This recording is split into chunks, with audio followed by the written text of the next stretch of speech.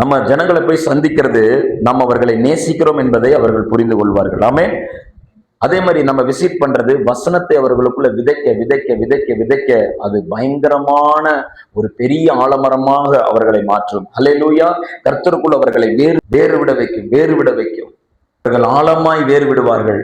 சூழ்நிலை கண்டு, பிரச்சனைகளை கண்டு எல்லாம் துவண்டு போகாமல் கர்த்தருக்காக வைராகியமாய் எழும்ப நம்ம போய் போய் போற இடத்துல எல்லாம் பிரசங்கம்.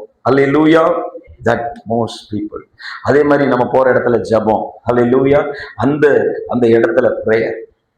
அப்படிதான் போயிட்டு ஒரு அம்மாக்கு கால் வலின்னு சொல்லி அங்க போனேன். அந்த அம்மாக்கு கிட்டத்தட்ட பாத்தீங்கன்னா 6-7 அக்கா தங்கச்சிங்க. அப்போ அவங்க எல்லாம் வந்திருந்தாங்க. அந்த இடத்துல போய் ஜெபம் பண்ணோம். சரி, இந்த அம்மா வீட்டுல ஜெபம் பண்ணலாம்னு சொல்லிட்டு ஜெபம் பண்ண அங்க இருக்கிறவங்களுக்கு எல்லாம் ஒரு ஈர்ப்பு. அப்ப சொன்னாங்க, பாஸ்டர் நீங்க மாசம் மாசம் வந்துருங்க. அப்ப அந்த 7 ஃபேமிலியில ஹஸ்பண்ட்ஸ், பிள்ளைங்க எல்லாம் வரும்போது ஒரு 25 பேர். அதுவே ஒரு ஃபெலோஷிப்பா மாறிடுச்சு. அல்லேலூயா.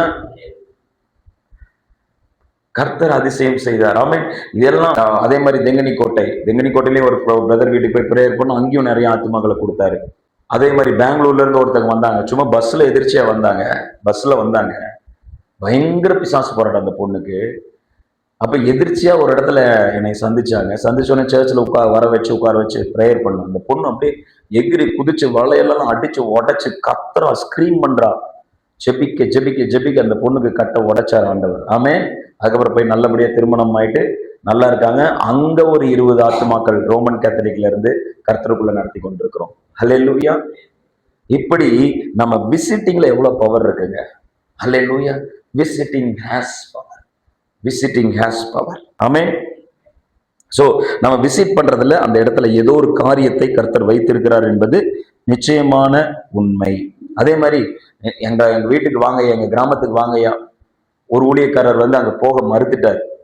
அப்ப என்கிட்ட ஃபோன் பண்ணாங்க, வரமாட்டாங்க அப்படின்னாங்க. உடனே நான் போயிட்டேன். அல்லேலூயா.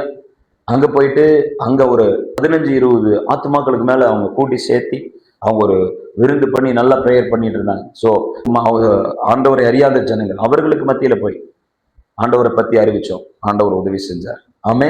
இதெல்லாம் ஏன் நான் சொல்றேன்னா, we have to never refuse to visit. ஒரு மேய்ப்பன் மந்தையோடு தான் இருக்க வேண்டும். அல்லேலூயா. மந்தையை விட்டு பிரிந்தால் நமக்கு வந்து நம்ம அங்க பிரச்சனை வருது. மந்தையை விட்டு பிரிகிறது மிகப்பெரிய பிரச்சனையை கொண்டு வருகிறது.